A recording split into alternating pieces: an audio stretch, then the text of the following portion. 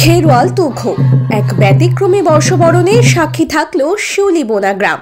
রংবাহারি আলোর রোশনাই নয়, নয় আতশবাজির কেরামতি নয়, দীর্ঘ ধারাবাহিকতা মেনে সময়তা মঠের উদ্যোগে বাঁকুড়ার শুশুনিয়া পাহাড়ে পাদদেশে শিউলিবোনা গ্রামে এক ব্যতিক্রমী বর্ষবরণে সামিল হলেন আদিবাসী সমাজের মানুষ, যা খেরওয়াল তুখো নামে পরিচিত।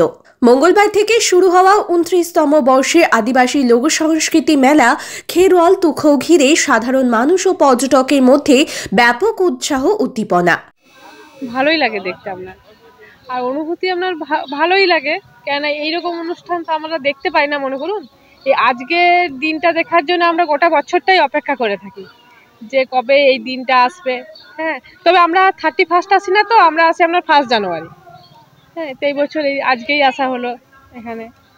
দেখুন, এই আমি এসেছি বাঁকুড়া থেকে। আমি মেনলি বাঁকুড়াতে আদালতে একটা প্র্যাকটিসিং লয়ার, তার সাথে সাথে আমি সাইবার ক্রাইমেরও স্পেশাল পিপি হয়ে আছি।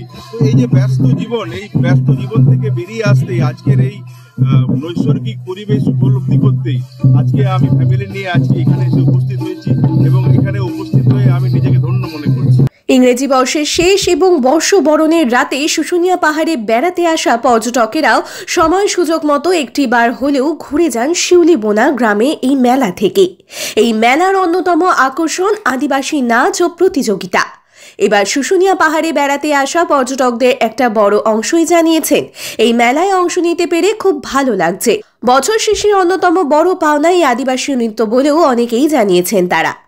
হ্যাঁ, এখানে 31শে ডিসেম্বর 1 জানুয়ারি যে বর্ষবরণের অনুষ্ঠান হয় তা খুবই সুন্দর, এবং এই আদিবাসী সমাজের যে কালচার এবং তার সঙ্গে যে আমাদের অমরকাননের মঠ ও মিশনের সময়টা মঠ ও মিশনের আমাদের প্রাণপুরুষ প্রভুজি এবং আমাদের যে মাদার ঋষিরিক্তা অনাহতা মাদার, এনাদের যে উপস্থিতি এবং আদিবাসী সমাজের যে এত সুন্দর একটা ব্যবস্থাপনা, এটা আমাদের সকলেরই মন কেড়ে নেয়। হ্যাঁ, ঠিকঠাক, মানে শহরাঞ্চলের সেই ঘিঞ্জি পরিবেশ থেকে গ্রাম্য অঞ্চলের একটা আলাদা অনুভূতি। সামনে পাহাড়ের কোলে বাঁকুড়া জেলার একটা প্রত্যন্ত গ্রাম শিউলিবোনাতে এই অনুষ্ঠানটা সাধারণত হয়।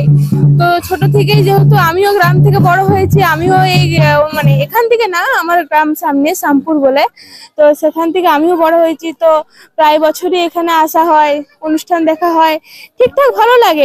সময়তা মঠের সম্পাদক ঋষি ঋদ্ধা অনাহতা বলেন, আমাদের মঠের সঙ্গে আদিবাসী সমাজের নিবিড় সম্পর্ক রয়েছে।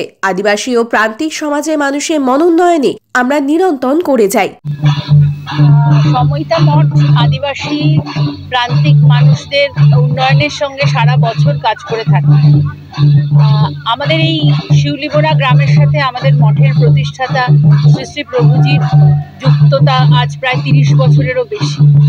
এই গ্রামটি তার খুব প্রিয় গ্রাম, এবং এই গ্রামে তিনি বহুবার এসেছেন।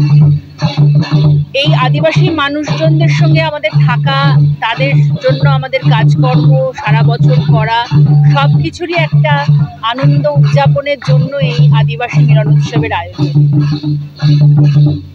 এবারে মেলায় প্রায় 30টির মতো আদিবাসী নৃত্যের দল রাজ্যের বিভিন্ন জেলা থেকে যোগ দিয়েছে।